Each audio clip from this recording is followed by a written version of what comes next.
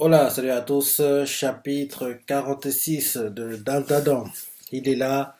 Au dernier, on s'est arrêté quand, oui, le volcan entre en éruption et oui, on voit que les gars de la famille Quito, ils avaient raison. En gros, le fait qu'ils nourrissent le ver, le monstre, en gros, ça faisait qu'il n'y ait pas du tout le volcan qui entre en éruption, quoi. Donc, en gros, là, à 16 ce qu'elle va faire, c'est ça. En gros, elle est en train de déplacer le corps du verre, quoi, et lui a mis de l'eau à l'intérieur et il l'utilisait comme une sorte de jet d'eau, quoi, pour, en gros, calmer les laves. Enfin, bref, on va voir ce qui va se passer dans ce chapitre. C'est parti. Première page. Le titre du chapitre, c'est Éteins le feu. Donc, oui, ainsi, on utilise le serpent comme jet d'eau, quoi. Et là, elle voit que ça fonctionne, et fait ça fonctionne, ça fonctionne. Et là, elle continue d'utiliser le serpent comme jet d'eau, et continue, et continue, et ça continue, hein, ça continue, et elle voit que ça marche, alors qu'il fait, ouais, trop stylé le truc lui en verre, ah ok, en plus, faut pas oublier que le serpent, enfin, le verre, quoi, il est une sorte de salive bizarre, quoi, donc en gros, l'eau mélangée à sa salive, quoi, ça crée un truc de lui en verre qui, en gros, arrête, en gros, la lave, quoi. L'eau, elle fait, ouais, trop stylé le truc gluant vert. Le truc gluant du verre. Mais tout cet endroit est en sérieux danger. Le feu de forêt est carrément plus dangereux que la lave. Hum. Et là, d'un coup, on voit que la mère de famille, la famille Quito, quoi, elle donne un dropkick dans le dos d'Ayase, parce que oui, pour lui qui la poursuivait, hein.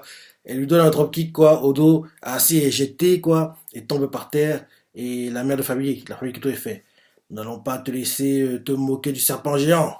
Et là, on voit les fils, quoi, ils font attention, ils évitent les laves, c'est ça, quoi. Et assez fait. Quoi? Vous? Et elle comprend pas. Et assez énervé, fait. J'étais en train de stopper la lave. Arrêtez de m'en empêcher. La mère de famille fait. Nous sommes ceux qui ont toujours protégé cette terre. Les étrangers n'ont qu'à se mêler de leurs affaires. Nous allons te sacrifier pour apaiser la colère du grand volcan. Ah, c'est fait. Vous changez de Dieu comme ça? Quoi, votre serpent Jean, c'est de la merde, c'est ça? Et derrière, quand en gros, elle voit qu'ils foncent sur elle, la mère de la famille quitte, la chef de famille fait, ferme-la, imbécile. Ils foncent à trois, quoi. La mère de famille et deux gars de la famille, quoi. Son fils et un autre, je pense, quoi. Assez met ses mains en opposition comme ça. Et en gros, avant que assez ne puisse intervenir, quelqu'un intervient à sa place, quelqu'un donne un coup de pied au gars de la famille Quito, quoi, donne des coups de pied, et on voit que c'est quelqu'un qui porte une tenue genre d'exorciste apparemment, quoi, il n'est pas habillé comme ça. On voit le gars qui est devant les gars de la famille Quito, et assez voit ça et fait, oh ciel, j'ai pas réalisé que tu étais la petite fille de... Oh non, non, en gros c'est le... Ah ok, je vois, avoir compris. En gros, apparemment, rappelle-toi, assez quand ils sont arrivés dans la ville, quoi, le village, elle a en gros, enfin, exploré un peu les environs, quoi. Elle était aux sources d'eau chaude. Elle était à une source, un endroit, en gros, il y a quelqu'un qui racontait une histoire, une légende sur le volcan, c'est ça. Donc, je dis que le gars qui vient de s'interposer là, c'est le gars qui avait raconté la légende, quoi. Donc, ouais, apparemment, c'est un élève de sa famille, apparemment. Donc, le gars fait, au ciel, je n'ai pas réalisé que tu étais la petite fille de mon maître. Je suis tellement désolé. Oui, c'est bien ça. Elle s'est fait. Oh, le prêtre qui veut devenir bootubeur. Oui, en gros, dans Dadan, YouTube, c'est bootube. Rappelle-toi, dans Kalojo Kaleshimas, c'est MeTube. En gros, oui, pour les histoires de droits d'auteur, quoi. En gros, YouTube, ce sera bootube dans Dadan. Donc oui, c'est fait. Oh, le prêtre qui veut devenir bootubeur. Et le prêtre fait. Bien le bonjour. Il y a une semaine, j'ai reçu un appel de mon maître. Et là, on montre le flashback. La grand-mère l'a assez fait. Trois petits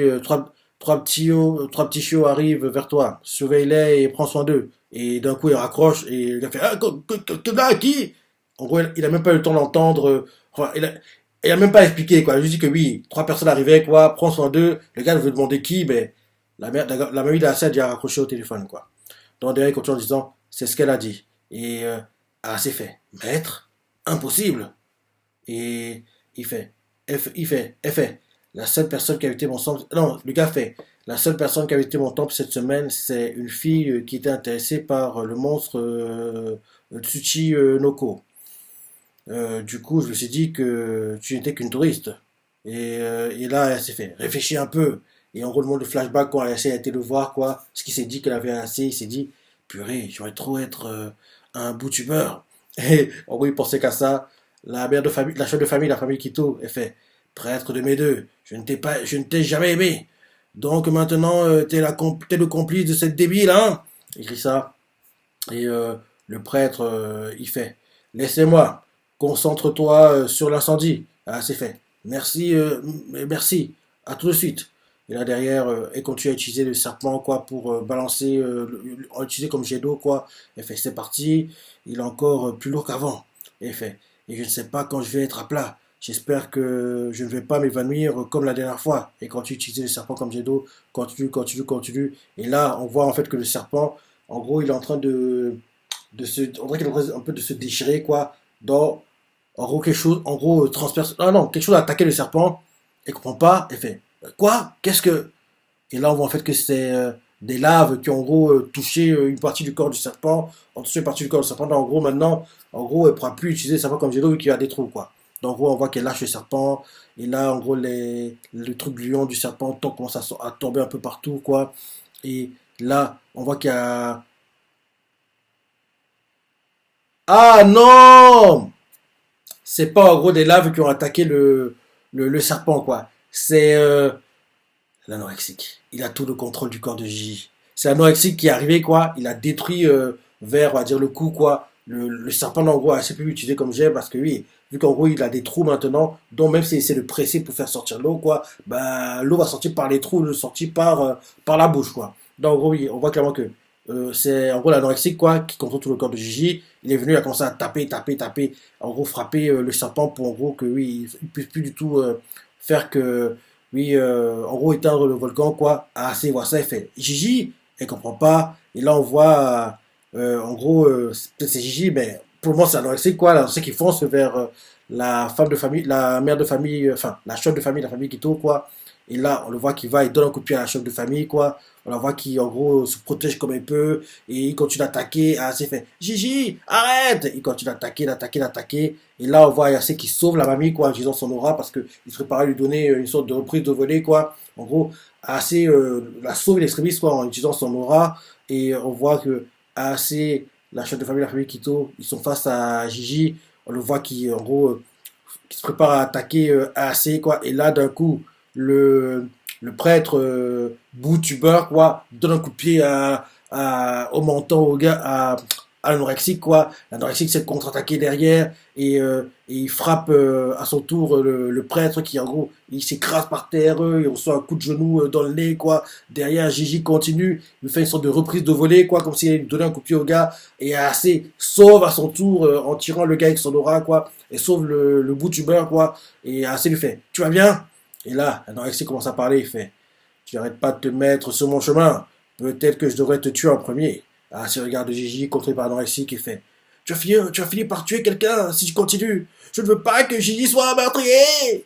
En gros, c'est ce qu'elle lui crie, quoi. Et là, elle continue en disant et il est où contre nous? Qu'est-ce que tu lui as fait? L'anorexique contrôlant Gigi fait j'ai juste envie de parler de ce dont j'ai envie de parler. J'ai faim. Et là, on voit le prêtre, il se relève, il fait j'arrive pas à croire à mes yeux. Il est très dangereux, je lui arrive pas à la cheville. On voit la chef de famille Quito, elle fait tout ça c'est votre faute. Vous avez apporté ces problèmes ici. Ah, c'est lui fait ferme-la. On n'a pas le temps pour vos conneries. Et derrière, on voit Gigi compris par l'anorexique quoi, qui commence à foncer sur Ayase le boutubeur, quoi, le prêtre, et bien aussi la chef de famille Quito, quoi. Il est en train de foncer vers eux. Et là, c'est la fin du chapitre. C'est quoi cette fin? Mais c'est quoi cette fin? Ouais, c'est la fin du chapitre. Ouais, j'ai hâte de savoir ce que devient Takakura, quoi. Parce que oui, là, vu que. Parce que oui, je pensais pas qu'il était KO. Parce qu'en fait, quand en gros Takakura tirait le corps de Gigi, quoi, il est toujours en gros. Il est tout en caleçon, quoi. Il a tous les longues boucles d'oreilles de l'anorexique. Donc je me dis que oui, si a toute cette apparence-là, c'est-à-dire que l'anorexique contrôle tout son corps, quoi. En gros, si en gros il reprend le contrôle de son corps, en gros il va avoir les tenues qu'il avait avant. Parce que oui, il n'aura plus les boucles d'oreilles, c'est ça, les troisième œil, c'est ça, il sera plus comme ça, quoi. Donc vu qu'il est tout comme ça, c'est-à-dire que l'anorexique contrôle toujours son corps, quoi. Donc, oui, j'ai hâte de voir où est Takakura. Parce que là, l'anorexique est est toujours là contre le corps de Gigi. Il faut que quelqu'un l'arrête. Et à chaque personne qui peut l'arrêter, c'est Takakuraken.